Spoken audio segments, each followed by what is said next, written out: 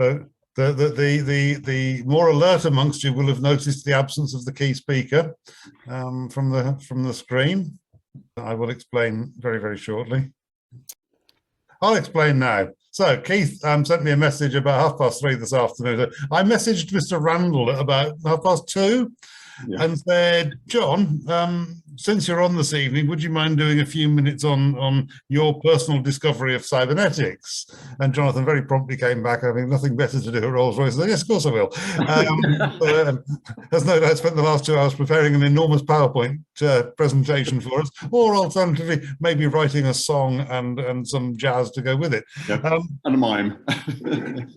An hour later, having spoken to Keith only yesterday at some length, yesterday Monday at some length, about what he was going to talk about this afternoon, I get a WhatsApp from him saying, got COVID, not feeling very well. I'll do this afternoon, but I'm not sure it'll be very good.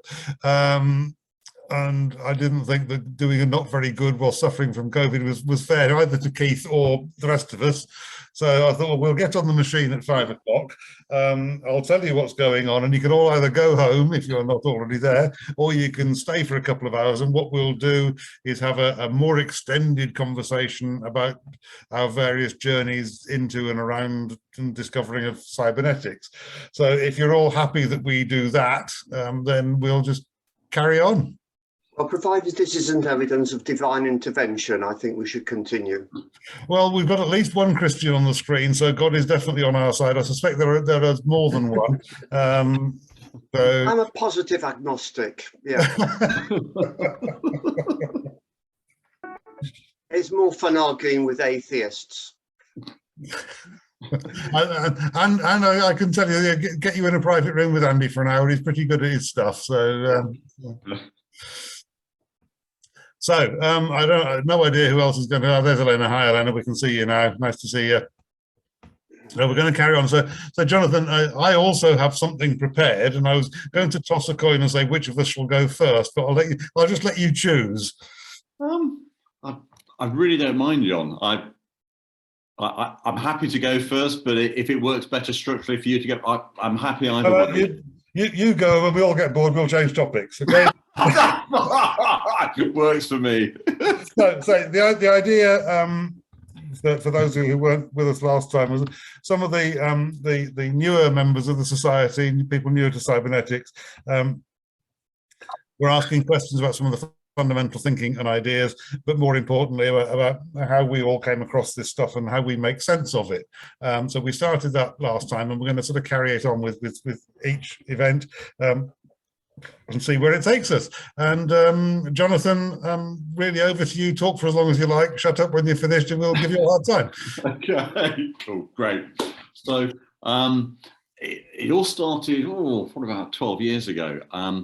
And I'd worked previously with Chris Heald because he'd done some consultancy work with the team I was working for the boss I was then working for within Rolls-Royce. And I was talking Chris through some of the stuff I was then doing around about 2010, 2011, and it was to do with process improvement. So in my part of Rolls-Royce at that point, we had about 70 finance staff spread across various plants, purchasing units, strategy. It was all within the operations part of Rolls-Royce. And what I was doing, I'd set up an oversight, a governance mechanism over the process improvement that was going on. And the problem we'd had at that point was a lot of the process improvement techniques were we'd got a whole black belt, green belt program, process excellence, Six Sigma, DMAIC, all that sort of stuff. But what we found was we've got a very small number of highly trained people, black belts and a few green belts, who understood all this language. And we give them a project, you get kind of all the tools and techniques, you kind of got the full Monty, and you got 97% of the population who were just hacking away at it. So you got this disparity, if you like, inequality of understanding tools and techniques. So the approach that I took working with a couple of colleagues, one in quality and my then exec in finance, was we set up what was ostensibly a governance planning mechanism over how we did process improvement. But what we aimed to do was to, where people were locally within that, in finance and that part of the organisation, were doing some kind of process improvement, was to have a gated process, but it was more about coaching in and tools and techniques and ideas, but in a light way. So one of the things we did, for instance, we took the DMAIC, define, measure, analyze, improve, control. So kind of basic process improvement approach. And one of the concepts we had was it should be scalable. So it wasn't that you would only use this if it was a 12-month black belt project. You could use it in a 30-minute meeting. You could still follow that structure of, have I defined my problem? Have I gone and measured reality? Have I then analysed that and got the insights, and then go on to put some kind of improvement, and then at the end of that, control, put some kind of a validation mechanism around that going forward. So it was that sort of conceptual framework we approached this with. So we'd have in any particular period, half a dozen improvement projects, and we had a gate structure between each of those: define, measure and analyze, improve, control. But the way we used those gates was to get myself, somebody from quality, a couple of experienced colleagues from the finance function, and we would use this as a kind of coaching mechanism. And we we gave people a simplified pack. Here's a standard pack, but we called it a scrapbook. So don't bother writing stuff up neatly. If it's just a photograph of a whiteboard or something you scribbled on Post-its, photograph that, just stick the image in the pack, because we wanted to avoid anything that became, oh, I'll do the write-up later. So we wanted it to be very much a hands-on, practical, keep the non-value added effort down so that people would actually do this. So what happened was, in a catch-up session I had with Chris Field, I described what we were doing. And Chris said, I think there's somebody I should introduce you to. So at that point, Chris introduced me to John. Because I think what Chris could see in what we'd set up there was that it wasn't that I'd gathered those people, a couple of experienced finance people, the quality people, and then it wasn't we were just going to leap in and do the process improvement. We were effectively acting as a feedback mechanism on what was happening process improvement wise. So we were being the kind of the regular feedback mechanism into that whole process of process improvement. In terms of the journey from that point, roll the clock on to 2015, and I was part of a project that was a corporate project, which was around redesigning our finance planning processes. And some of the challenges we had in the existing processes at that point is we had a budget and we had a 10-year forecast. But one of the problems we found was that the 10-year forecasts, a lot of the detailed tools that would be used for a budget were being used in that long-range forecasting, it was kind of copyright type of thing. So what I did in that project was, it was about the time John was in the process of writing, publishing The Intelligent Organisation. And I used one of the concepts there I deployed in that scenario, 2 or 3 key core concepts. One was strip things back to the why. So why are we doing any of these forecasting processes? And that took us to a different framework of planning processes. So the first one in all that was, just kill that. So the first one in that was the strategic plan. So instead of a 10-year forecast, well, it's a 25-year view. So strategically, what should happen, maybe an entirely new business and a new division, new products. So very, very light, flexible forms of modeling. And then you come down to what we call a medium-term plan, different purpose. It's about commitments of the individual divisions to a group. And that would inform several things in terms of capital allocation, what we'd brief the markets in terms of expectations, that sort of thing. So less agility than the strategic planning models, a bit more detail, but not as detailed as the budget. So you've got maybe 25 different drivers, but it's still at that level where you can articulate a coherent narrative between how we're changing drivers to then how that influences the outcomes. We still kept the budget, and that was to be at kind of down to, cascaded down to kind of departmental cost center level. But so one of the concepts there was the purpose, but the other bit was the model of self and the model of self. So that was the thing where the budget and the medium-term plan were models of self, but then the strategic plan was the model of self.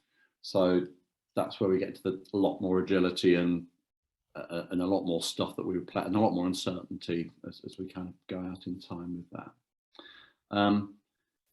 If I then roll the clock on to the sort of stuff I'm doing at the moment, so looking at data, supply chains into a whole suite of planning software, which is about planning the services we provide to customers around long-term service agreements, and that's where I'm very much looking at the kind of the feedback loops and the dialogue across different stages of a process. And I expressed it to some colleagues recently in that when you ask people to write down a process, give them a whiteboard and some markers, what you normally get is the series of boxes with arrows going between. There might be several paths to that, but it's all a left to right flow. And my point was, there's a right to left flow, which is all the feedback loops you want, both as the process happens, which could be, thank you very much for that data, but I found the following problems with it. Could you fix that and resend it to me? But also, could we root cause that so that next time that doesn't happen? So almost the right to left flow, there's stuff that happens feedback loop wise within the process, but there's also things at different timescales. There's the kind of reflection when we've done the process of what a root cause is, how do we fix that in the future? But then also at a higher level than that, is that the correct process? Do we need to completely redesign this thing? So in what I'm doing at the moment, I'm kind of back to the both the feedback loops, but also the dialogue. Because what I often see is capability that's developed, and almost the operating assumption is, and this capability will be able to demand perfect data at any time of the day or night, and it will just be there. And I've actually almost seen those words in kind of statements of work of capability development. So for me, there's a thing here of dialogue between a capability that needs to consume data and the supply chain that needs to supply that. Because if you went with that perfect data at any time of the day or night, you'd end up with an enormous cost to supply that, which just doesn't make sense. So there's that kind of balancing and dialogue between kind of the consuming bit of the process and the bit that needs to provide the data, the inputs for it.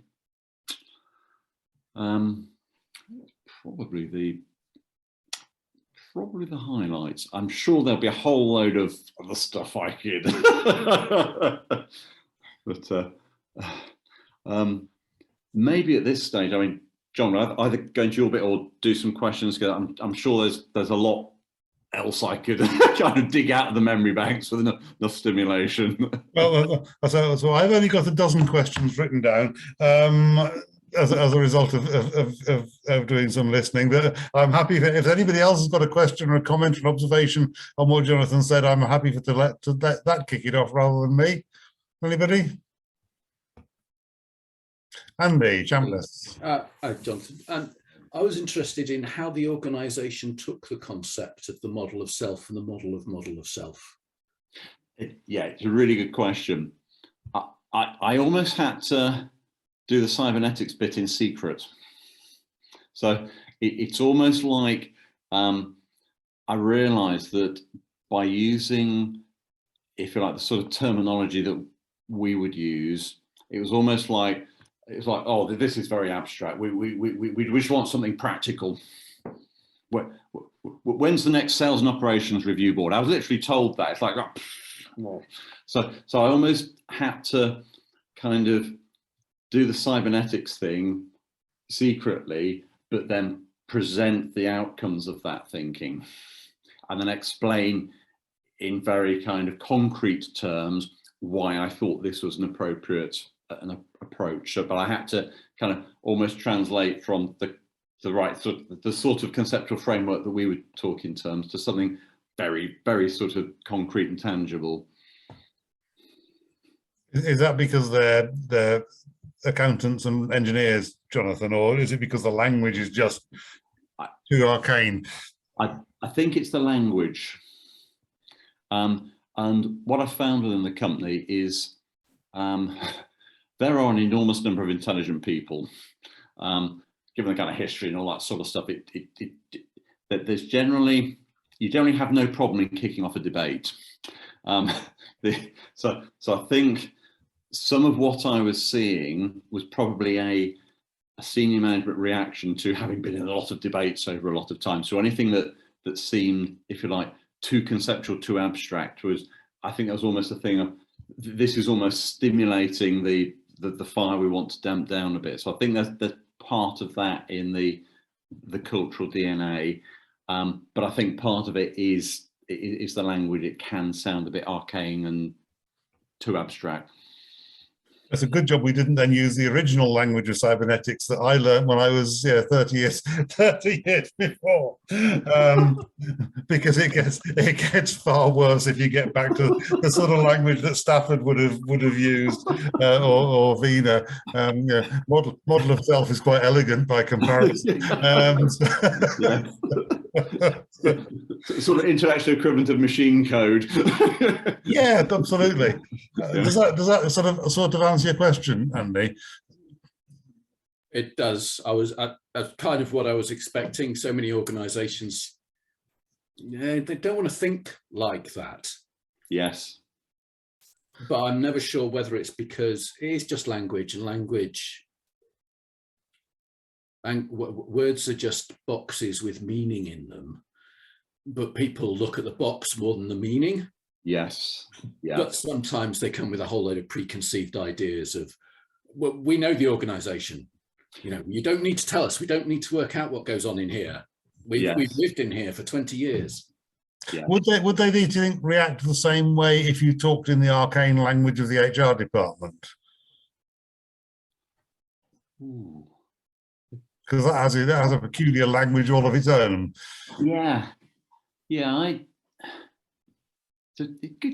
think they probably would, because when I think about things like, because we use Workday software, and that is very much the language that's used in that system, because it's kind of designed for all organizations, global, etc., is quite kind of, I think the language in there originates from that kind of the core HR, but it's taken many years for that language to kind of get established in the organization. When it first came in, it was like a completely different language to the one that people would use every day when they're talking about it. And presumably only become established because people don't have a choice about the words that they use to describe the problem with. If you want to talk about Workday, then it looks and you use this language because that's the language the system understands. Yes, yes. It's quite interesting because when one of my early challenges in I love the notion of the sort of the tacit cybernetician doing cybernetics while nobody's looking, because it always, even now, it quite often feels like that to me with the sort of clients I'm working with. But certainly in the early days, I would go in and I would talk about transduction.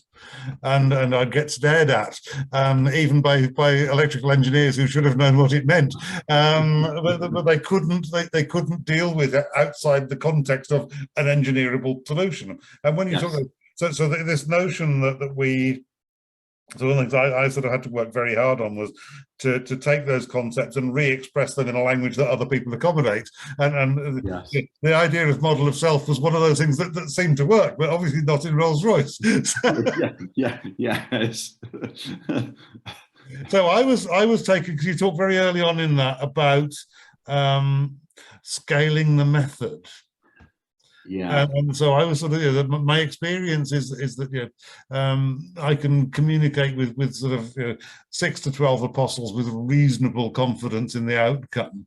But when those 12 apostles try and replicate the message to a bunch of Philistines or others, a lot of meaning is lost in the ongoing communication. So I'm intrigued by the idea that you take the model of organization that we espouse in cybernetics and then try and replicate that to the 4 million people that work for Asda, for example, or Walmart Group.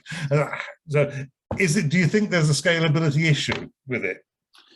I think, and this is where, if I took what we're trying to do with DMAIC scalability, would just get greater discipline in the smaller improvements. So we're just trying to get a step up or two, and to try and remove the barrier of you have to be part of the, if you like, the clergy to be able to apply this.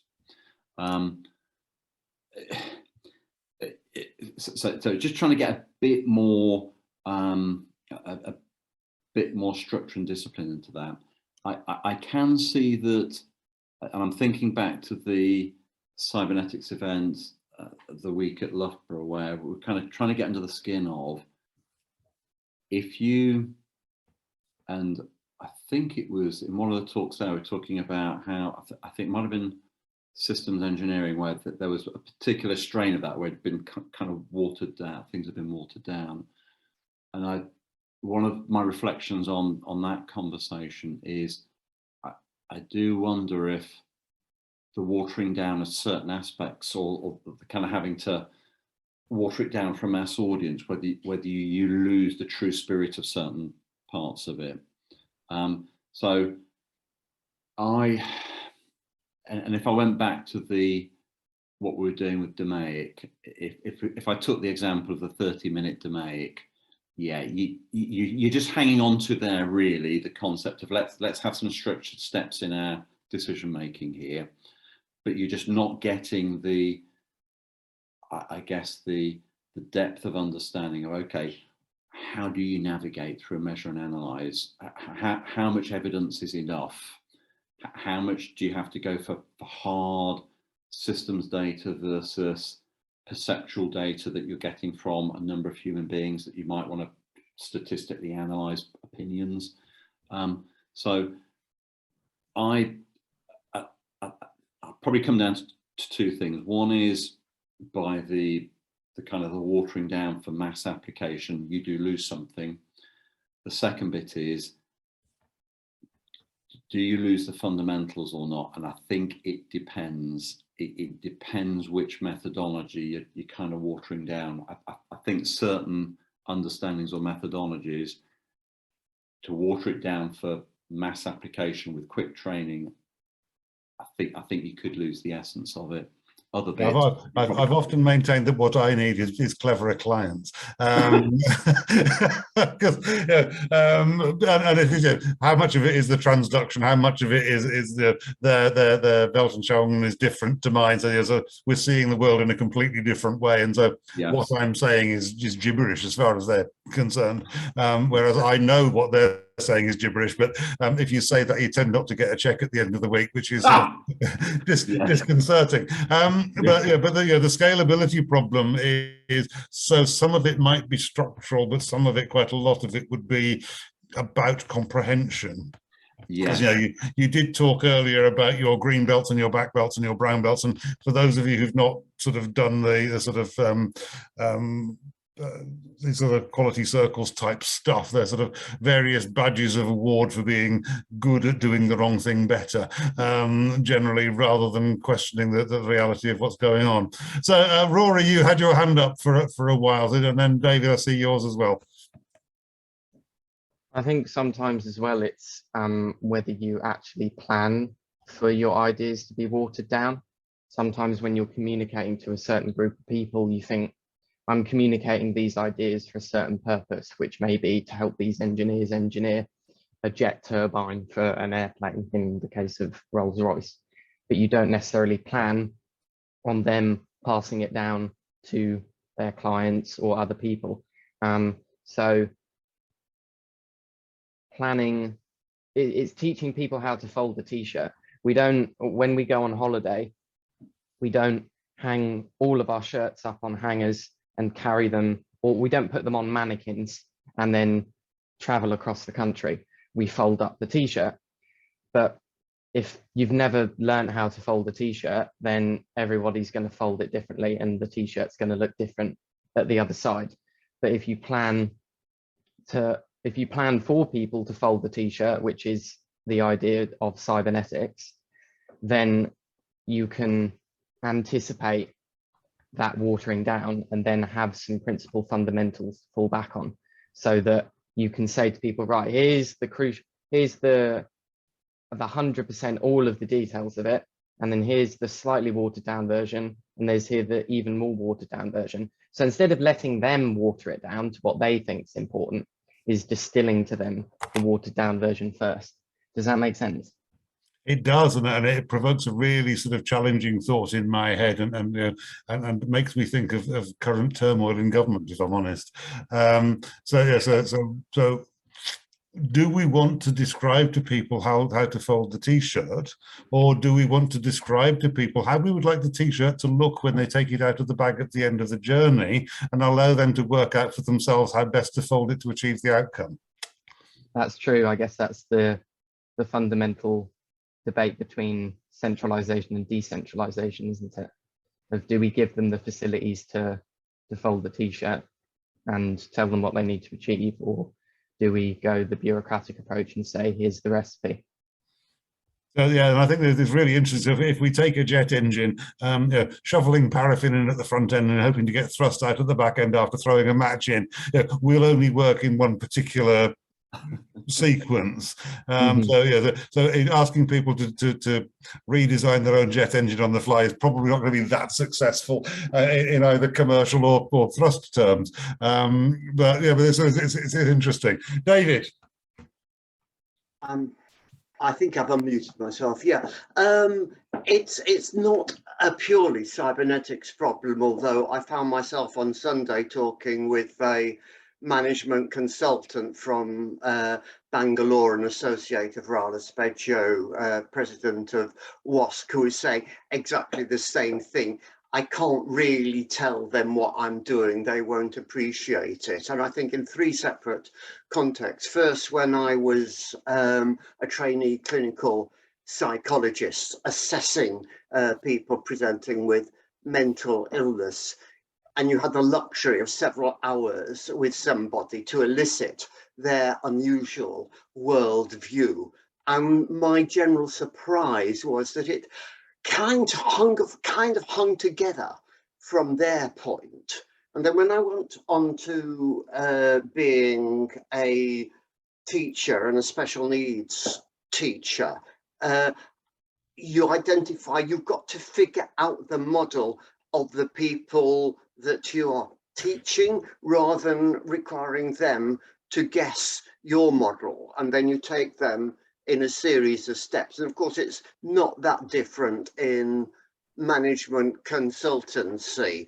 They talked, you've got to understand how they sit. Again, when you're trying to persuade somebody of a different political opinion, if you don't get why it seems reasonable to them to believe what they believe, then they're not going to pay very much attention. And I don't know, Jack Cohen used to call teachers liars to children. It's no good saying that an atom is a string oscillating in space with a certain level of probability. You start with little balls and then you get to go on to the more extended sort of a lie or metaphor of the solar system, and thereafter which, you know, I can't be, I've lost. And I think string theory is probably going to get replaced by something else as well. So maybe we should be humble even about our articulation, but if it gets us to the same level of predictability as string theory, then yeah, we'll be doing something very remarkable. I think the idea of replacing string theory with something else, well, why not? Because if you remove the word suppose from the front end of any sort of description of quantum physics, the whole damn thing falls down anyway. If you suppose something else, none of it works, even though probably most of it will, because the apple will continue to fall out of the tree. So that's the latest solution. I'm intrigued by the idea. So I've spent a lot of my years doing cybernetics, and there are people here present who can testify to the success or otherwise of such endeavors, to try and invite the client group, invite the recipient of the insight into the conversation in such a way that I'm trying to articulate to them in language that they understand, rather than impose on them my understanding of world. And I will confess that it's not always entirely successful, and don't laugh too loud, Andy, but yeah, you sort of kind of try.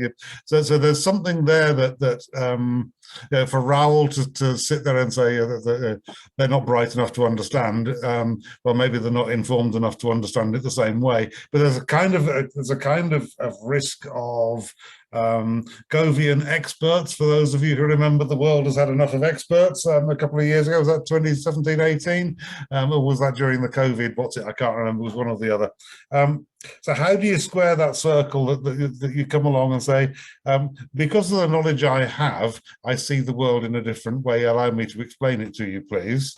Versus, look, just do it this way because I know I'm right, which is, yeah, the sort of not quite the alternatives, but yeah. But Jonathan, you must have stumbled across that inside. Yes, yeah. I've experienced it in terms of, I'm just thinking back to the session I did in the springtime around how, as clients, we could engage better with, and I focused particularly on the large consultancies there, and there was an example. I won't name the third party, but there was an example where I was having a conversation with opposite number in the third party, and this was around planning processes, and I was going, okay, I think this is what's appropriate, and I was told, no, this isn't our model. We have this and this and this, and I've confirmed this with the partner. It's like, it's not the sort of engagement I'm looking for here. But yeah, I've definitely come across that where it's, yeah, no, this is the model that we will implement for you. Which tells you what about, because I'm intrigued by the idea, and I wrote it down, and I've used it as a title as well, of what you were describing in your feedback loops stuff about the data moving around was the sort of the cybernetics of conversation. Yes. In which the multiple moving bodies, the participants in the various conversations, both in time and what I would think of as informational hierarchy. Yes. There's a series of exchanges of exchanges of information, but also then changes in meaning arising from the changes in conversation. Yes, yeah. So a few aspects on that. So one would be at a requirement setting stage. So you might have a team that's developing a capability and we need X data broken down by contract. And you go to the providing area and they're like, we don't have that information by contract. We can give it by customer. And that's when you get into the dialogue of, well, what would it take to give it by contract? But actually on the requirement side, when you say contract, if there's no real difference at a customer level between the contracts that that customer has for this piece of data, why can't you just take it by contract? So there is that dialogue back and forth at the requirement setting stage.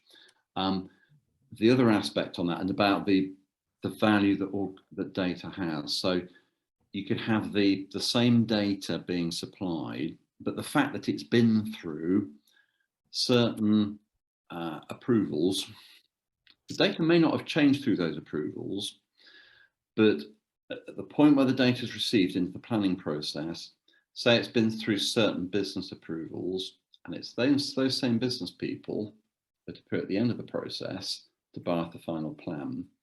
Sometimes the fact it's been through those approvals means that it could be exactly the same data, so it hasn't changed through the approvals, but it actually has more value. It's almost like in relativistic terms, the faster something goes from fixed frame reference, the more its mass increases. So it's almost like it's the same object, but it's got more velocity. It has more value because it's gone through those approvals. Because then you, at the end of that planning process, when the planning process produces its results, you don't get those same people who pop up there going, I've never seen this. Nobody's talked to me about that assumption. So that's another aspect, I think, where the organizational engagement dialogue around the data can mean the same data has more value when it enters quite simply because it's gone through that dialogue. I think the other... Is the value to do with the stage gates it's gone through, which effectively verify or validate the data against some set of criteria, or is it about the assumption of the decision makers that if Fred says it's okay, then it's okay? It's yeah, so you've got generally with most of the major inputs, you've got normally a model of who's the decision maker, but who should be consulted in that. So you've normally got at least three parties quite often who are engaged with that. Now, part of that is each of those areas may have a view, and sometimes it's conflicting views. So you use the stage gates as a way of kind of resolving that kind of disagreement or difference of view. So it's normally a case of, if you like, the value added to the data is because those two or three parties have reviewed and had a dialogue around, are we going for, say, an optimistic estimate of this or a more pessimistic estimate? Where's the market, and but what impact could that have on capacity? So they've gone through that conversation. So it's been rubber stamped by the okay. So there's a teasing difference here. Is the value added to the data, or is the value added to the proposition? What is it that is being approved, if you like, in going through the stage gate? Because you could take it just to give you there's a I don't know what it's called now. There's a methodology that is used in the railway, GRIP. I can't remember what GRIP stands for, but basically you go from sort of stage 0 to stage about 15. Stage 15 is it's finished and you're sacking people for overspending. It's about stage 7 is when you start digging holes in the ground and pouring concrete. And the way that the Treasury approves these things is it takes the central estimate. So if you take something like High Speed 2, at the point where it was sort of first proposed, it could have either cost £1 or about 70 billion. So they said, well, yeah, on average we'll call it 35, because that's roughly half of what. And so this sort of project gets approved that way, and because it's now got momentum and it has been approved at GRIP stage 0. When it goes to grip stage 1 for approval, somebody says, well, did it pass grip stage 2? Oh, it must be a good proposition then. And actually the proposition accumulates momentum separate from the data that informs it. Yes. Yes. I see what you mean. So yeah, almost the approval process has its own momentum. So you could almost, silly example, you could almost have data that really didn't make sense, but the fact it's gone through the early approvals means it's now got momentum to go through the rest. So if I kind of made a distinction between some of the forecasting assumptions I'm dealing with now versus some of the approval processes that we've kind of slimmed down and hacked away at. So in the latter, you might have, and I'm thinking more about point approvals. So am I okay to do this bit of operational expenditure? Some of the processes that we've now kind of cut back on, you might have like 10 or 12 signatures on either electronic or ink on an approval. What we found when we looked at those is you end up with rather than more accountability, dilution, and the effect that you're describing, John, where you get the first 2 or 3 people signing off. Well, it's going to go through another 9 people. So, and then people further on in the chain, well, if these 6 people all signed it, I'll sign it too. So you end up with both parties looking at each other, but kind of there's nothing in the middle type of thing. So on that sort of stuff, we've done quite a bit to kind of try and get rid of that. Because of that whole thing, it actually dilutes accountability. You're better with kind of one person to say they want it and one person to say yes or no, you can have it. I'm kind of going slightly to an extreme, but that's kind of point approvals quite often around, can I go spend some money? The examples that would fit in what I kind of described in where you've got the 2 or 3 parties and the gates and that sort of stuff might be, what's our view on a particular market over a 5 to 10 year horizon? So you've got a whole load of intel from customers, but also other areas, marketing. So you've got people who talk to the customers about their strategic plans. You've got the marketing individuals who are looking at the whole market view. So you have parties who might have different perspectives on what's actually going to happen externally. But you also have parties who are also having a weather eye to the capacity and how much cost you might be carrying if we're too optimistic in those estimates. So quite often there's a creative balance between individuals' roles as the company that are outward facing and those that are very much looking at, okay, well, if we don't achieve that, how much fixed cost might we be left with because we've gone and invested for capacity that may not come to pass. So what I see in particularly the big planning assumptions is the velocity, the added value to the data is the dialogue between those parties to try and get that balance right, to make sure we've kind of traded risk versus opportunity. So that's where in a forecast. So if we play then again with the cybernetics of the conversation, we've actually now got 2 conversations in play. We've got a data flow around something that says, this is a good business proposition, we ought to do it, look, the sums add up. Or the sums might be marginal here, but if we think that's sort of marginal, the market conditions are right, it'll be a good proposition. So you've got that conversation going on, which is let's call it hard. It's quantifiable, it's measurable. There's stuff in a bucket that we can count. What about the cultural cybernetics of the thing that says, well, Andy Chambliss had a read of it, and Andy's a splendid chap, and he's done these before, and so there's a sort of cultural, because Andy has seen it and put his blessing on it, we are more inclined. So when we're reading it, our reading is informed by those who have read it before and passed it as being good.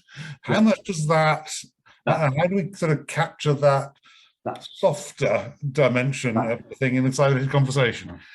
That is definitely a factor. So you get, as you go up through the layers of the organisation, so you kind of got a series of reviews. So you got the kind of the working level, and then it goes up to management and then leadership. There is definitely dynamic there at a leadership level. So you will still get the thing of, hang on, I was having a conversation with the customer last month. Are you sure about that? But there is also the factor of if in the previous 6 reviews you've prodded and scrutinized that particular region, that particular team, and actually it's been really solid, then you are much more likely as a leader going into that review to go, actually, so we've got 10 areas we're reviewing. I'm going to go light on these areas because the last 6 reviews, it's been absolutely solid where we have dived in. That these areas I want to process. That is definitely a factor in terms of the, particularly to go further on in the review process, how much reliance goes on the individuals that have kind of done the early parts of the process. So we've got 2 information flows coming together into a decision flow. Yeah. But are they, and I'm thinking now, sort of, I've got a mental model in my head, of, a model of organizational process in my head. Where do those 2 conversations come together and get the tensions between them get resolved? Or does one dominate? Yes, or does one have the high gain amplifier on future decisions because it's people based rather than data based? I think or the other way around. Yeah, and I might not be answering the question correctly, so call me out if we need to go back around. The 2 effectively go in parallel, and I would say the people element isn't. It's not like it kind of swings over 100%. So a leader going into the review towards the end of the process, most often, say, take the example of the 10 areas, might decide to go light on a number of those, but it wouldn't be like, it's fine, just let it pass. There'd normally be a little bit of probing just on principle. It's like, we've invited you to the gate, I'll at least ask a couple of questions, do a little light probing, and then we'll kind of go heavy on other areas. So it tends to be in parallel, but the human element that's being factored in there is to the same outcome. It's the same quality standard that you're aiming for. It's just the level of confidence or not that's put on the human factors in the early parts of the process. So we can count the number of beans. We know the number of beans is 5. How do we rate the confidence level in the proposition? Because what to me you've just described is we can do the audity stuff and we'll pick up particular points, and we'll always check. I always check subclause 6317B because nobody else ever looks at that one. But when we're actually then we're making the decision, how much of that is fluffy, and how do we objectify it? And this is where so say we might have three stages. The first stage is quite often working level. So it's have we got the detailed data lined up correctly? Have we got the right start and end dates on assets in this forecast? Where assets are currently not being used, has that been factored in? So you've got a much more detailed, are all the nuts and bolts there? Does that all add up? And then as you go up, it gets much more into the versus the world view, market view, does that stack up?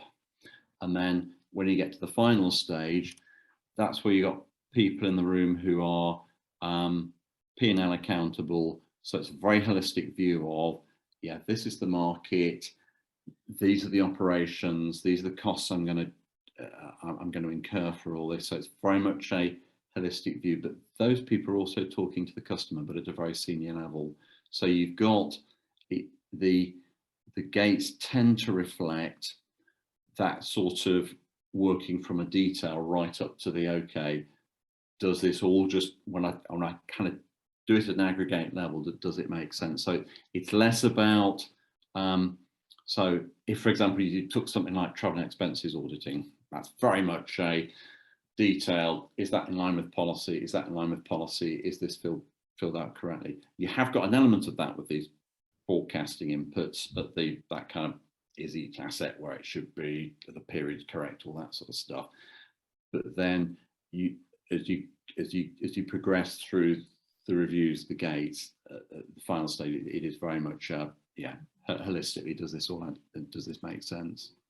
So if we go back to pick up, and I'm conscious we've been going for very nearly an hour and giving you a hard time. So I'm going to come back. I've got one final thing. So one of the comments you made very early on was, and this links back to what you've just been saying, stripping things back to the why. And I love that. I shall use it and fail to credit you at some point in the not too distant future, I'm sure. If these propositions are emerging from, in relative terms, the ground floor for approval by the seniors, when is the question being asked about whether or not this is a good, whether or not the sums make sense? Is this a good thing to do? When does the why question come to bear on the whole process? So yes. So if we took an example of, does a particular, so the forecasting I'm talking about is for business we've already taken on. If you roll back, kind of roll back on that, so if there was a decision of with a market, how much, so if you're looking at a long-term capacity decision, I want to go beyond that. I want to go to, let's call it a moral or ethical decision that says, okay, should we, Rolls-Royce, continue to produce propulsion devices which destroy the planet from a very high level? So do we refine the product we've got because we know there's a market for it for 25 years and we can't stop doing that? But how does the question get asked in an organization like that about whether producing devices for generating propulsion using hydrocarbons is a good thing to be doing? Wow. This is where I probably have to refer to our corporate communications department. Yeah, well, they won't know. They'll have some story lined up. But it's the way you phrase the question. I mean, ask it because it's, and I know it goes to extreme, but it's kind of. I've been monitoring the idiots in Westminster for the last few weeks, and good luck. The thing that we know is coming beyond everybody's sort of various pronouncements is there will be various forms of things that will be presented as efficiency improvements by one half of the House and cuts by the other half of the House, all designed to reduce public expenditure. And they will be presented internally in the form that you described, but externally we'll be kind of going, why do we have a healthcare service and why do we have a jet engine builder? Yeah, I guess one of the reflections I have is these sort of moral questions in a high technology, volatile political environment are really complicated.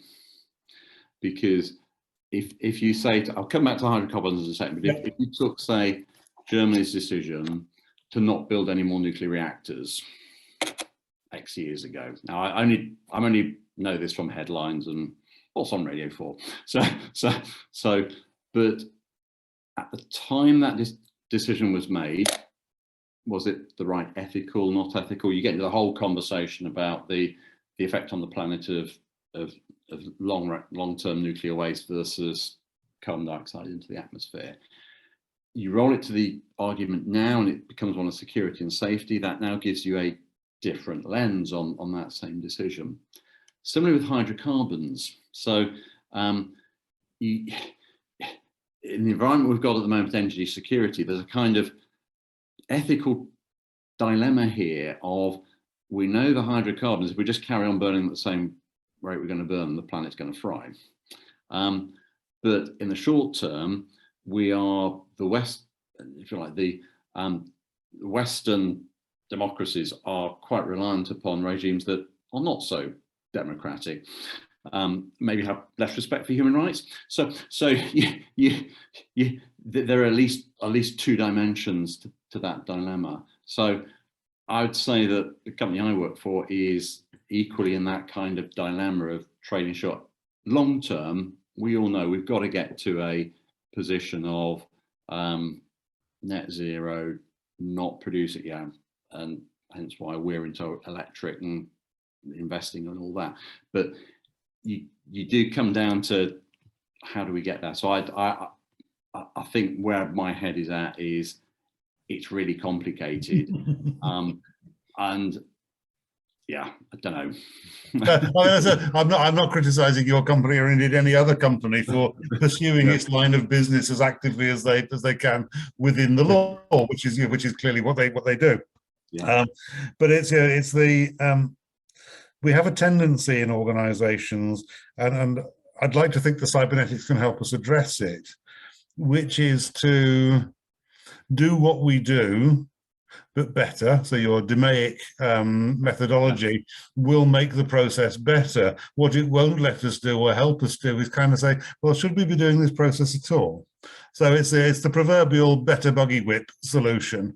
We can do some of these things a bit better than we do at the moment. We can be slightly less damaging to the planet. But should we be doing it at all? It is a much more difficult question. And I guess if you look at company strategy, it's, yeah, there's stuff in there about doing what we do at the moment, but doing it better, more efficient engines, sustainable aviation fuel. But there's also the electric bit. I mean, with all electric in any industry, you still have to answer the question of where does the electricity come from? But there's the electric bit, which is, at least whilst you're flying the machine, you're not producing emissions. So there's that kind of thing in the company's philosophy of do what we do, but do it better, but also let's do something different. In terms of process by process by process, my experience is that, yeah, people, particularly the practitioners involved in the process, can conceive of a better way of doing that process. The transformational bit is not to do it at all.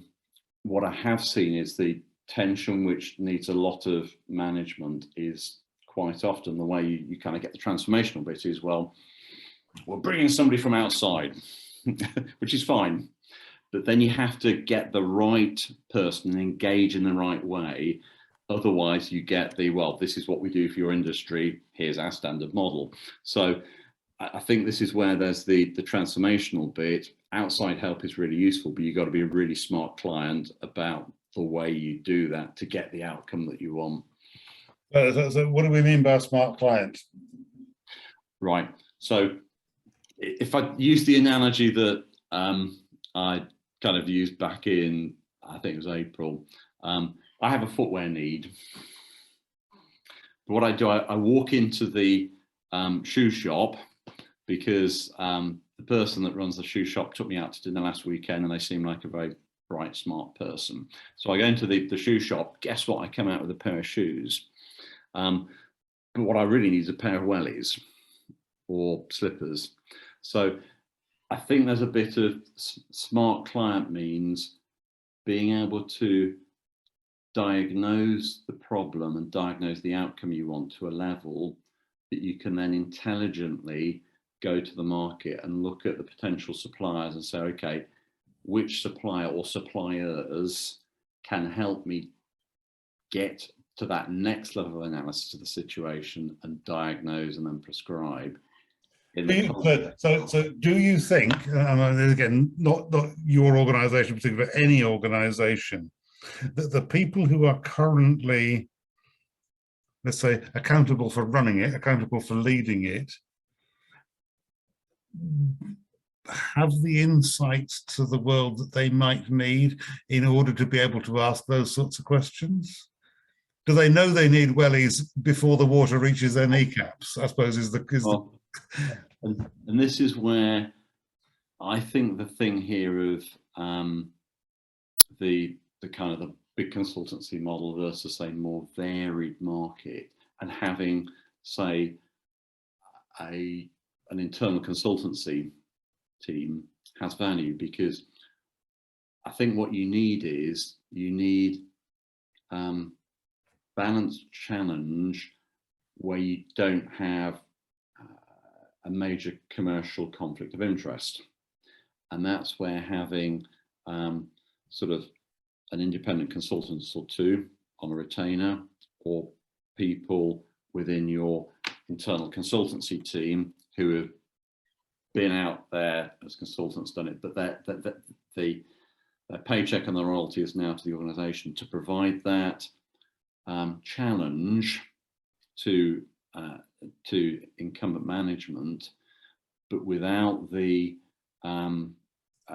commercial conflicts that certainly I've seen with the kind of if the engagement goes straight to I'll place an assignment with one of the large consultancies, because that's when I think you get straight into the kind of the commercial conflict of interest. So I think it's about having enough internal presence or retained independent consultancy input to have the challenge, but it's challenge that is coming from a more objective point of view. I think it's interesting, isn't it? I mean, my experience in a lot of organisations is that the chief executive says, I want you to help me choose between A and B. And when you sit there and say, well, I think C would be a far better answer. Well, C doesn't exist in their worldview. And yeah, I know Andy's had that problem in the past in his working life, as have I. Richard, that's a really interesting question you've thrown into, or comment you've thrown into the chat. Richard put in there, we often look for answers to questions we can't articulate. Is there anything more you want to say about that, Richard? It's a really interesting insight. No, I mean, we're often guilty, I think, of abdicating responsibility for asking someone to answer the hard problems for us. So if you spend enough time, I can't imagine Jonathan being the uninformed client.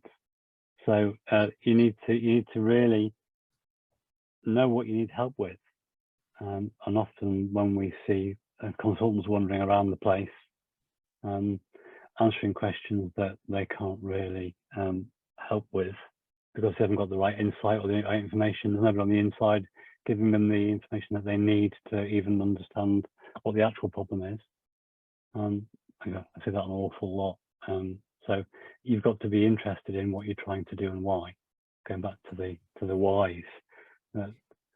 So when we take your particular organisation, and Andy and I are working with you because Andy's working with me on that now on the railway modelling stuff. When we pick that up, what do you think, Richard, causes that we to be, let's say, ignorant of the question, for want of a better way of describing it, to be ill-informed about the nature of the question?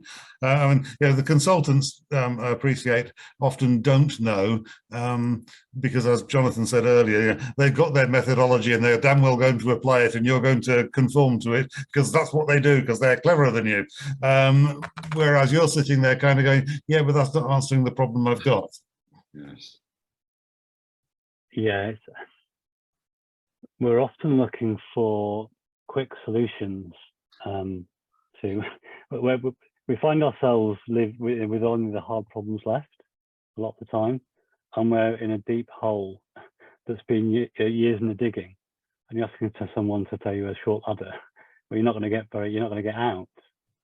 So, so once you're far enough into the hole, it is often cheaper to keep on digging, and you come out the other side rather than try and climb back up the ladder that you forgot to take down there with you.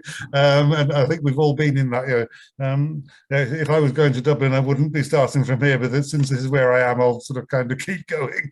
And it is what is it in the organisation that causes those enormous holes to be dug? Do you think? What is it about the sort of the organisational model, if you like, for want of a better expression? Sort of kind of my model of self stuff comes along and says, this is who I think I am, and this is who I think I am. So you've got the sort of levels of abstraction, but necessarily you set that model of self up to compare with, let's call it, lived experience. So if you try to live through that model and it doesn't fit the supposed reality of the environment, it ends up hurting.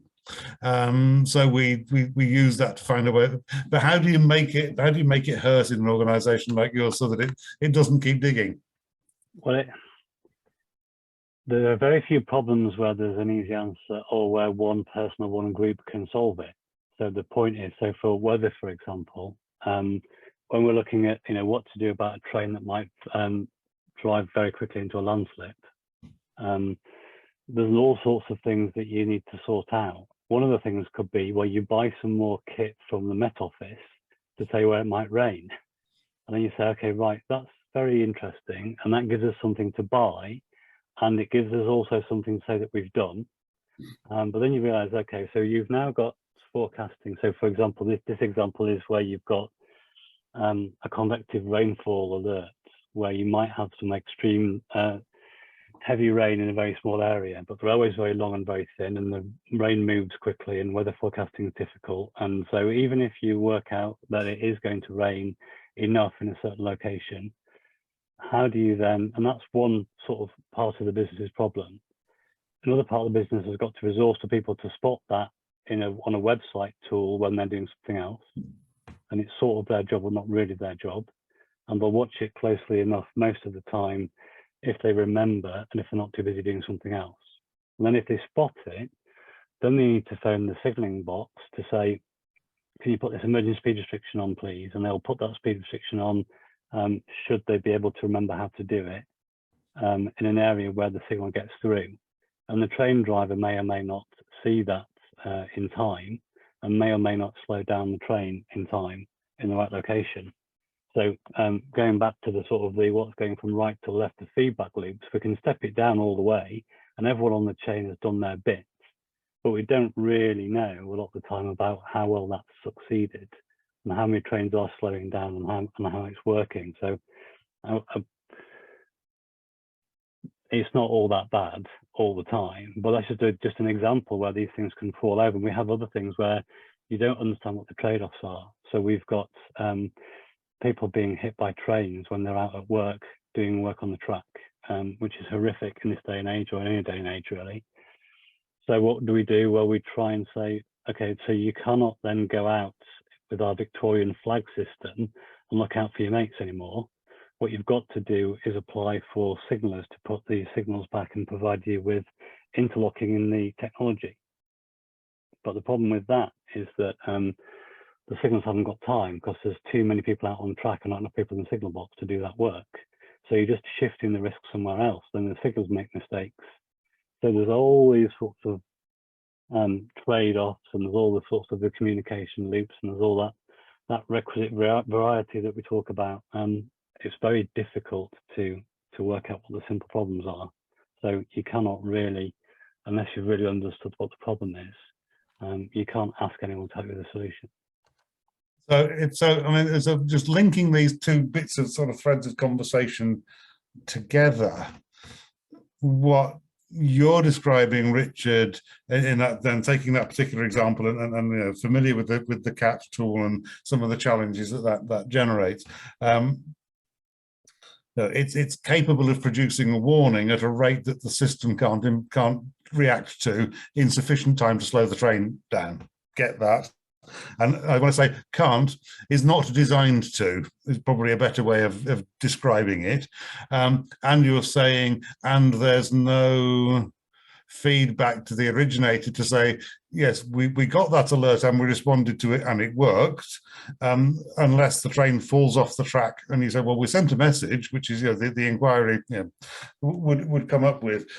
For all the times you send a message and the train reacts and it doesn't fall off the track, nobody's telling you, well done, you succeeded. So you actually don't know, and in your case, Jonathan, you're running through a decision process which might have the same life-shortening consequences if we do the wrong thing and the engine falls off or fails to function.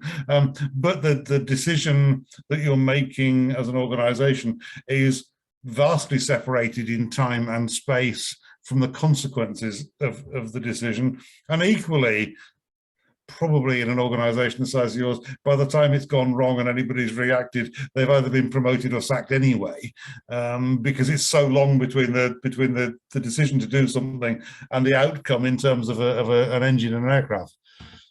I mean, there is, I recognise the dynamic you're describing, and this is where there's a kind of balance, because I look at the leadership level, and one of the good things is people have been in post and coming up through the ranks for quite some time. What I found in the company is I think we have an extraordinarily long, if you like, time within the organisation. Good pension scheme. That's the answer to that. Yeah, exactly. So that I spent the first 6 years of my career with KPMG, so I saw a lot of organisations in that time. I reckon it is quite unusual to have that kind of tenure. One of the challenges the organisations grapple with over the last decade or so is getting some more people from outside to just get that balance between people who've grown up through the organisation and people coming in from outside. So you do have a kind of trade-off there between a long tenure does help people kind of think, well, actually, this is a decision that's going to have an effect in 3-5 years' time, and I'm likely to still be here. so we've got, say, an individual in senior level who was a project director 15 years ago, and part of their bailiwick includes that project. So you do get that kind of dynamic, but there is that balance. So does that institutional memory work in the sense that that project director, who's now an executive director of whatever, kind of sits as, yes, I remember making that decision, bad, wasn't it? Or do they sort of get to a point of, because I was just back to thinking of Andy's previous world, where typical people would go and acquire a blue uniform and then wear it for about 30 years before retiring. I guess majority, Andy, would have stayed with the same force and not moved between them. But the rotation of senior officers in particular in that institution is such that by the time the decision comes back to bite you, you've been promoted and you were running sort of petty crime and you're now running a murder book. And so some other poor superintendent gets the benefit of your poor decision making, because it's a 2 to 3 year cycle of moves. And Andy's nodding his head, so I've more or less nailed that one, I think. But I'm interested then that in Richard's case, we're making decisions. And a CAT tool, for those of you not familiar with it, is giving sort of a 5-minute. It's going to rain in this 5 minutes at 3 o'clock in the afternoon on these 200 meters of track in Cumbria. You want to slow the trains down for those 5 minutes, which is marvelously precise, given that the railway doesn't predict anything that accurately anyway. It's almost over precise relative to the running of the trains, and there's kind of no feedback coming from that. In your case, the feedback is much longer term in many cases. So there's a decision to proceed, which has its own local and short-term feedback, but there's the implication of a decision which might, in your case, have a 5, 10, 15, 20-year potential in it. And we go to Andy's case, and the responses are quite quick. Again, the senior officers are moving on sufficiently quickly not to be around by the time the feedback comes back to bite them. So consequently, they have no, so we've got these different, they're all forms of feedback, but because of the way the organization is configured, they impose or generate different institutional responses. And how do we sort of cope with that? For me, it's the weight and importance of the feedback. On the one hand, if you've got fast turnover of leadership, it's easier to feed back bad news. Wasn't my responsibility. Numpty two superintendents before me, kind of thing. In context. And so it's a lot easier then to correct an error. But there isn't the ownership, and so there isn't then the responsibility, the sense of responsibility about the decision making 4 years ago. If you are there and you do have greater longevity, as in Jonathan's case, the feedback is harder to give and harder to receive, because you own it. But it is of more value if it is honest and accurate. So taking your first case, Superintendent A makes a decision, Superintendent B comes along 2 years later and blames Superintendent A for making a wrong decision, a bad decision, or a decision that Superintendent B wouldn't have made. All of those. Because take your pick. I yeah, wouldn't well, have done well, what I think is a bad decision is sometimes more obvious. Yeah, so I'm thinking about sort of Richard's case is you know, a decision to slow the train down might be good or bad because it actually depends on whether or not the rain event happens and whether or not the landslip occurs. So you might slow a train down unnecessarily, but that's better than not slowing a train down necessarily, if you like. So there is a bad decision, which was we slowed a train down and we didn't need to. But the other kind of bad decision is we didn't slow a train down and we did need to, and it all went horribly wrong. But it's relatively immediate, and the sort of the guys and girls are there, more or less living with that decision, almost as close to real time as an organisation gets, really. And the goodness or badness of the decision is knowable. And I'm sort of what I'm testing, I think, Andy, in taking the policing case, and it possibly applies to Jonathan's case as well, is it possible to know whether the decision is good or bad, or are there circumstances in which you can't know, you can only deem it good or bad based on your perspective? Andy? Ultimately, I think it does depend on the time frame you're talking about. The ones we're talking about from Richard's illustration, you know the answer, whether it was a good or bad decision, within a couple of hours. From others, you know, the decision that Network and Rail have made relatively recently to invest in and try and explore this, you won't know whether or not that was a good decision for 2 or 3 years, will you? Sounds like my tea's just arrived in the background, sorry. Yeah. And so that time frame is an important factor. The bigger decisions, Jonathan's type decisions, they're longer time frames because they are, you know, you're going to be able to suss out whether or not the engine is going to fail and therefore the plane fall out of the sky. There'll be a whole load of testing done before that happens. So you've got a reasonably good safety net there. However, you will have wasted X million whatever and 1,000 people hours doing the stuff to get to that point. So sussing out the time frame for both consequence and therefore evaluation and therefore timing of feedback and value of feedback all affects the process, the decision-making process, and the ongoing evaluation of that decision, doesn't it? It does. That makes sense. Jonathan, did you want to come back in? You're looking thoughtful. Yeah, just a couple of things. One is, Andy, I recognise the dynamic you described a few minutes ago, which is where you've got longevity, it increases accountability, but it also increases the difficulty of how do we raise that wasn't a great decision.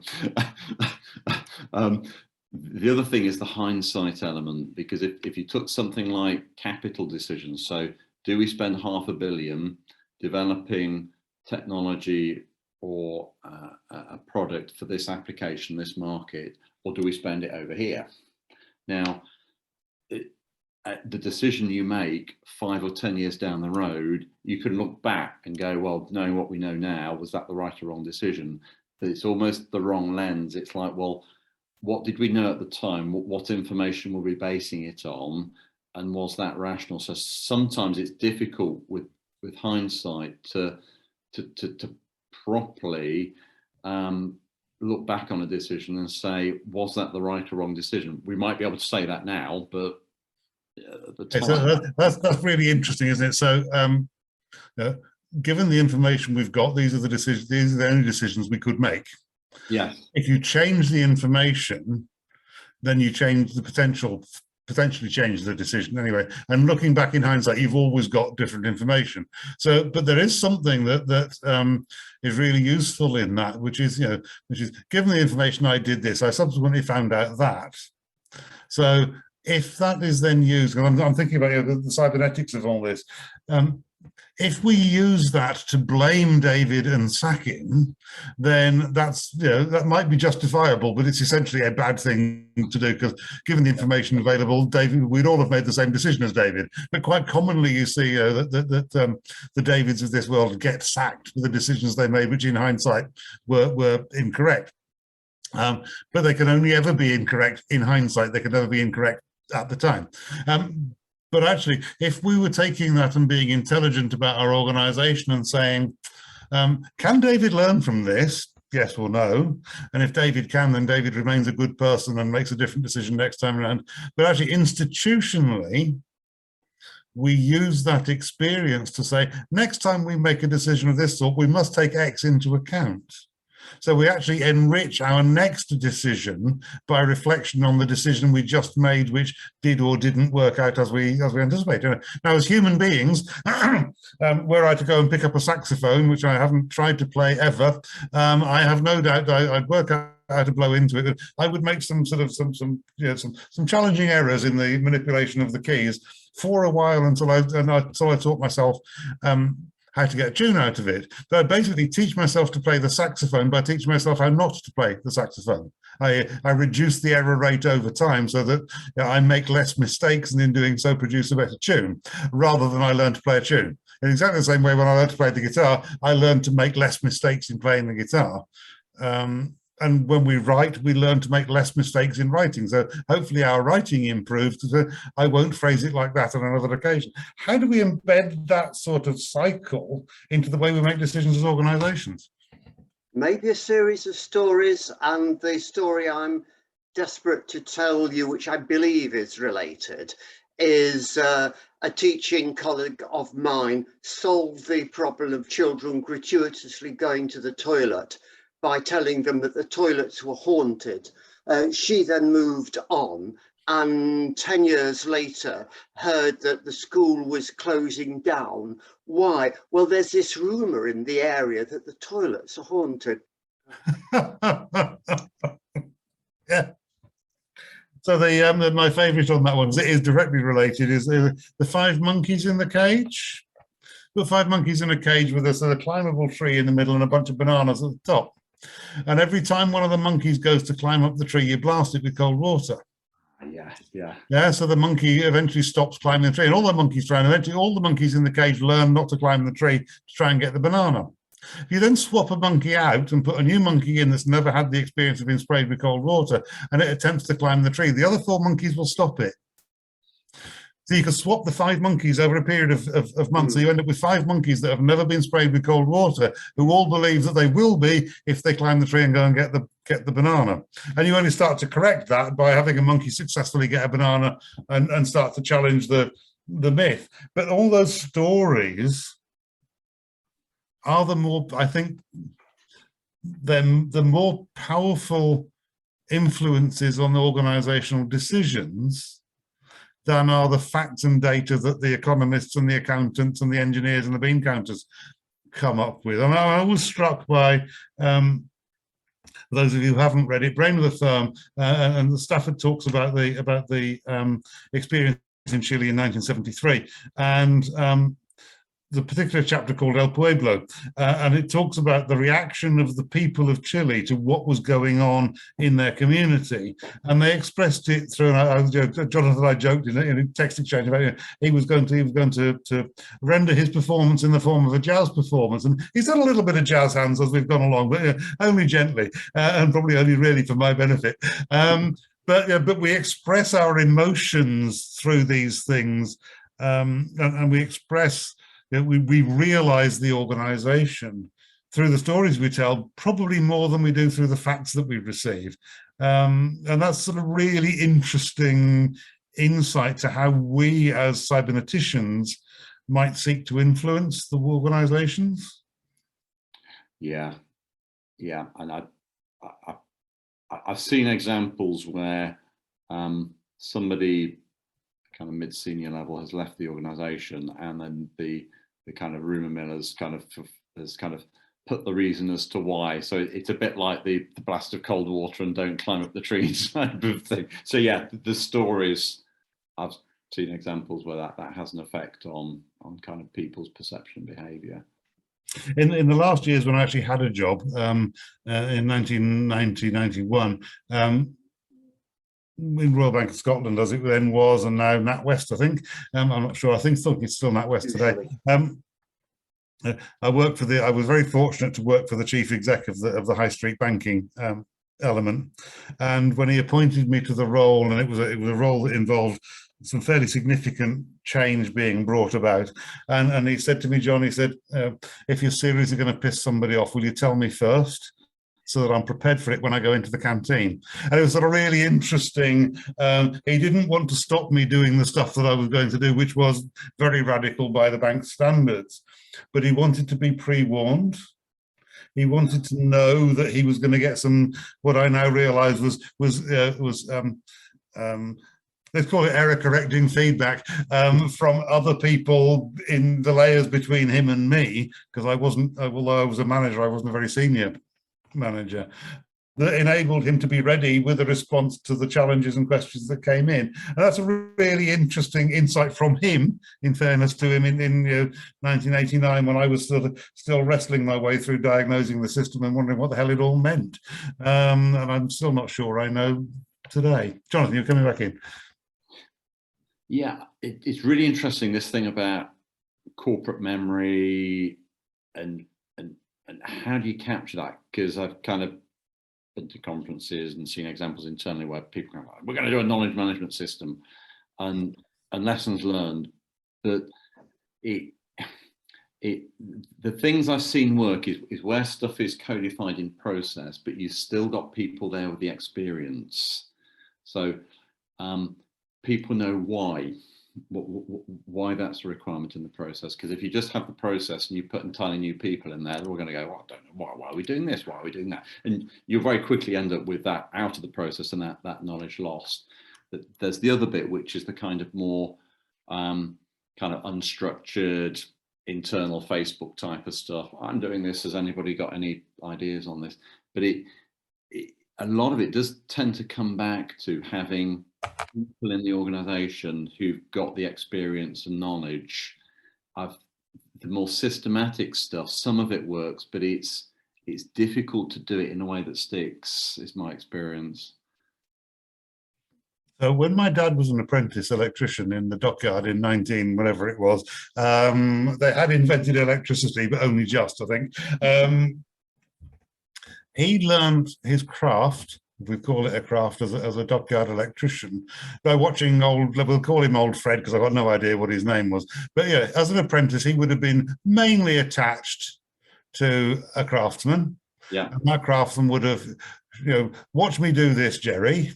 Yeah. Right, now I'll do it with you, now you do it on your own. And that sort of process, which passes on not just the technical skill, but also the nuggets of wisdom and insight, and also the cultural behavioral dimension of how to become a master craftsman gets passed on. Along with, so you've got technical skill, you've got behavioural development. You don't tell the chief executive he's a numpty, even if you think he is. And then that's the whole behavioural attitudinal element that kind of goes with, let's call it, we used to call it sitting with Nelly in the old days. Yeah.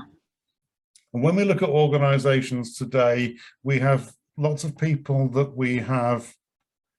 This is picking up your process thread, really. We've taught them the process of being a green belt Six Sigma whiz or a black belt Six Sigma whiz, and we've taught them just enough to make them absolutely bloody lethal, because they've grasped the process entirely, but they haven't grasped the why of either the process or the organization. So they're sort of rushing around, dramatically improving the wrong thing in the wrong way and hacking off half the people in the course of the event. Yeah, there's a sort of wisdom bit which gets missed with the, if you like, just the pure process, the pure green belt training. Like you say, you kind of train people up, then they can go off and actively apply that. But if there's not the wisdom bit, which is really hard to define, and you can see people gain it through experience, but there's got to be a perceptual element as well. You know, put the wrong person in all those experiences and there'll be no wisdom. Put the right person in, and at the end of those experiences, you'll end up with somebody very wise and insightful.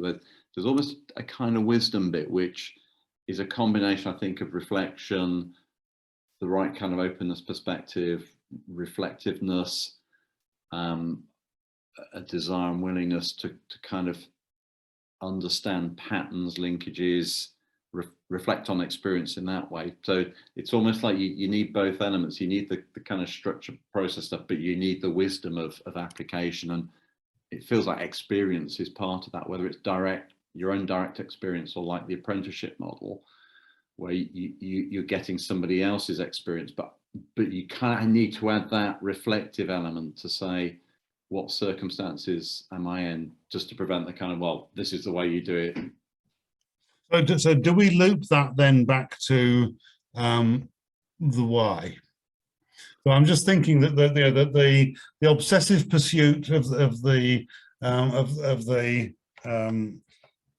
economic wisdom, I suppose, over the last 40 years has been the pursuit of efficiency. What we've been describing is something that says that actually pursuit of the why, effectiveness, is measured by the extent to which we achieve the why that we set out to pursue. Yeah, that's my argument. So actually, being able to pursue effectiveness means we have to understand the why. So actually, we need to pursue effectiveness rather than efficiency. And in pursuing effectiveness, we would differently inform the way that we go about what I will call education rather than training. So actually, far from, I can teach you in 5 minutes to sort of push the green button and turn the red handle and spit out the answer and have you explain technically that the answer is right because, but it takes me a lot longer to help you understand the why we push the green handle first, then turn the red button, or, so why does this process matter and why are these elements of it important? It's something that is much more difficult to teach in the sense of we'll never fully know it ourselves. But when we get asked the question, we say, well, of course we do it that way, because if you don't, the monkey gets wet. And so you sort of, well, so we understand there that it isn't part of the process. It's part of the understanding of why this process in this context.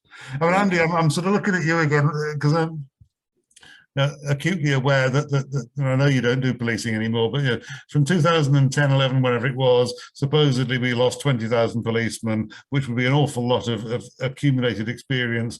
We changed the training model. I don't know whether they ever did get round to all new policemen must have a degree and all that sort of stuff, but reduced the education of a police officer to however many weeks in training school. What did they do around what I would have regarded as the apprenticeship bit, which is the walking the streets with an experienced officer stuff? That is built into the new education model. Before, you did a lot of, so 3-4 years ago, as in up to 3-4 years ago, policing, you had to do a long block of classroom-based education, and then I can't remember whether it was 15-18 months of walking around with somebody else, and they were sometimes good mentors and sometimes bad mentors. There was someone experienced, and I had a really good chat, a really good conversation with a very good senior officer who'd spent a certain bit of time in central Birmingham under an inspector who was corrupt. But thankfully, just before that, he'd spent about a year under a sergeant who was really straight and really good. So he was then able to shop the corrupt inspector and deal with it. But it was because of that mentoring that he'd had. It wasn't about the classroom education. Now it's mixed, and they mix it up. They do a bit of classroom, bit on the streets, bit more classroom, bit more on the streets, and gradually get let loose on more stuff. So it's a blended approach.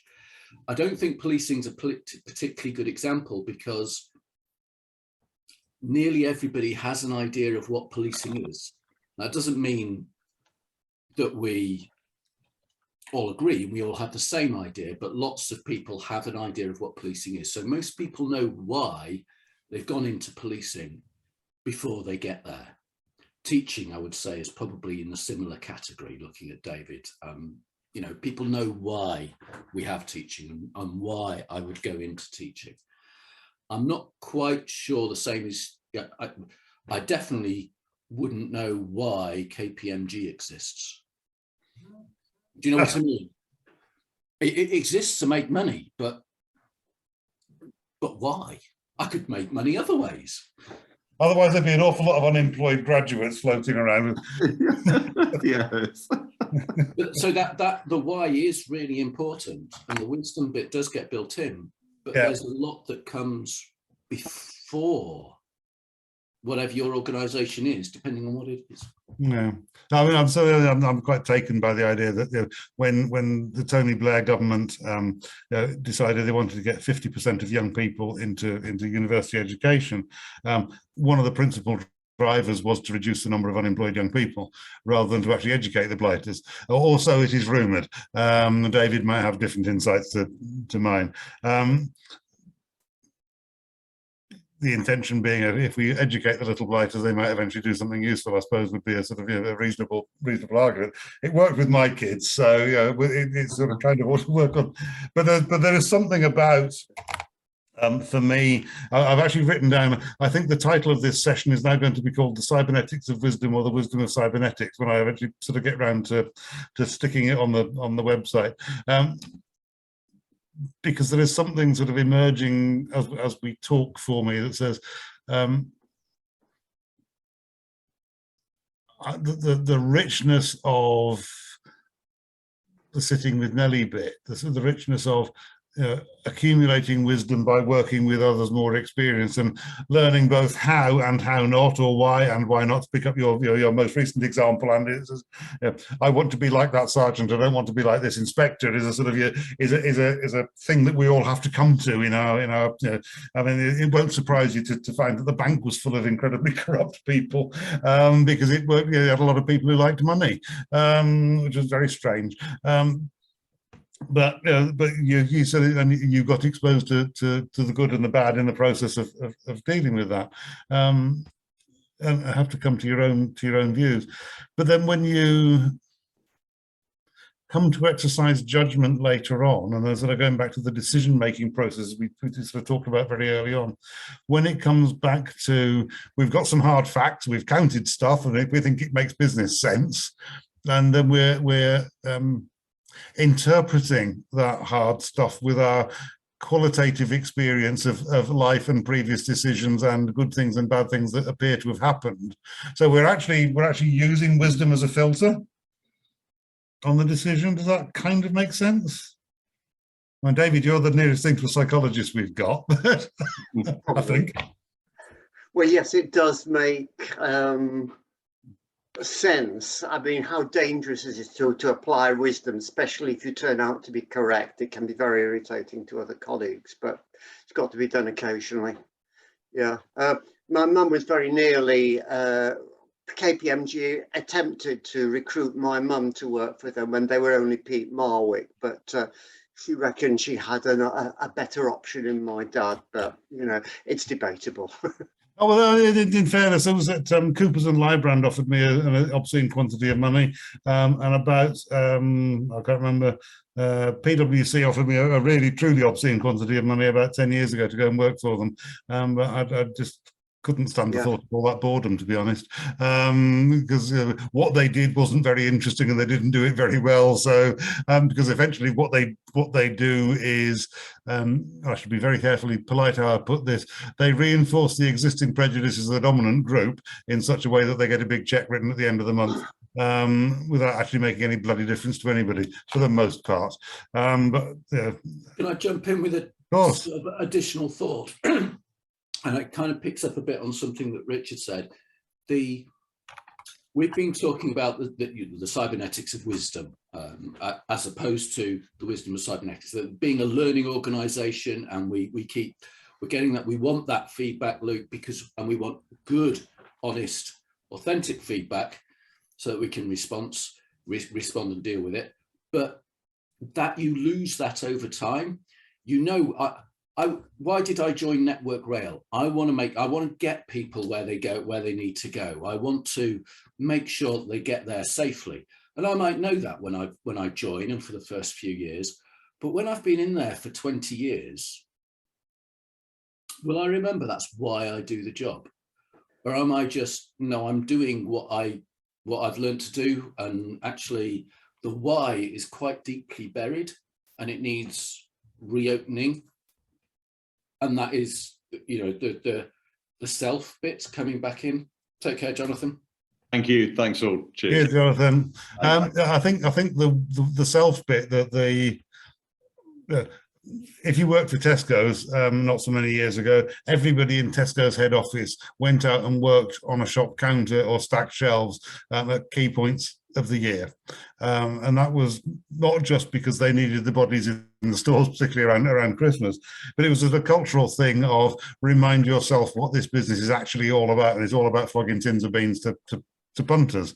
And you know, wise senior police officers are often to be seen wandering around doing a night patrol with a bunch of guys, you know, in the back of a car or whatever. You know, partly being seen, the sort of visibility of a senior officer, but also it is a reminder of what the thing is supposed to be doing. You know, so there is something about wise, if you like, wise hierarchies that kind of drive the head teacher back into the classroom once in a while to go and teach a class and remind themselves of it. And how we build that in. The nuns that I worked with were wonderful because they their general council, so their board was elected by all of the membership. So their general council of 6 sisters was elected by the 300 serving sisters. That general council then appointed the regional and house superiors. So you've got a sort of cycle going on. But when you've been superior general for a maximum of 12 years, i.e. 2 terms of, you know, two 6-year terms of office, then you are turfed out and you go back to being an ordinary nun. You go back to being a nun, potentially at the bottom of the hierarchy. Sister Mary, who I worked with, had this desperate desire that when she stood down as superior general, she wanted to go and be the receptionist at Tamworth in New South Wales. Tamworth is the sort of country music capital of Australia. And she'd, as the house superior, had rebuilt it and just wanted to go back there as the receptionist. But it's interesting, if you imagine taking a chief constable or a chief executive of Network Rail and say, now you've done all that, old chap, you're going to go back and be a signalman, or you know, we're going to have you rodding drains at 3 o'clock in the morning when the track's flooded, or you know, picking up vomit-ridden drug addicts in A&E at 3 o'clock in the morning if you're a police officer. Because actually, it's a useful reminder that, you know, a constable is always a constable, however senior. Their primary responsibility is that of policing rather than that of managing. And that's something that, you know, say, good police officers, I guess, do it. But people in most other organisations don't, and it wouldn't be a bad thing if they kind of did. Listen, everybody, it's 10 to 7. We haven't done any of the stuff that Keith would have done had he been here. And I'm tired because making it up on the fly is hard work, as you know. I hope that's been an interesting and useful conversation. I'm very grateful to Jonathan for literally stepping in. He didn't know what was going to happen when I asked him to step in for 10 minutes, and nor did I. Hope that's been fun and useful. I think it's worth sharing like we share all the others. Do you agree? So when I get back to my desk, instead of a glamorous hotel room in Wetherby, I shall sort the video out and get that up on the website as soon as possible. Next month, Angus is coming back to talk to us about his fundamental concepts of cybernetics. So that should be fun. I had vaguely hoped he might join us tonight, but sadly he couldn't. And in December, we're going to do one in person. We're going to have a President's Series in, I think we're aiming for King's College still, aren't we, David? I know access is possible. I always found it difficult, but it should be possible. One of our, almost trying to get funding from King's for his PhD. So if you know how to tweak that rather than you have to beg from St Andrews, you know, speak up. Well, I could point him at one at Loughborough in January that we're just about to advertise. Yeah. I mean, he's he knows what he wants to do, which I is know, that's the probably trouble. irritating. Yeah. Yeah. Send him to Cranfield. They do military stuff. That'll sort him out. Yeah. I think he'd look fine in an officer's uniform training at Sandhurst. They might then fund his PhD. There's a thought. I only half There's guess. a thought. Yeah. I mean, we've got to get through the paranoia. I mean, the military police wouldn't have him for ethnic reasons, among others, I think. It's entirely possible. Listen, thank you all very much, everybody. Thanks for joining us, Paul Brayford, and thanks for your nice comments in the chat. Do come back and join us next month. It'd be really good to see you again. Thanks a lot, everybody. Good night. Bye. Thanks.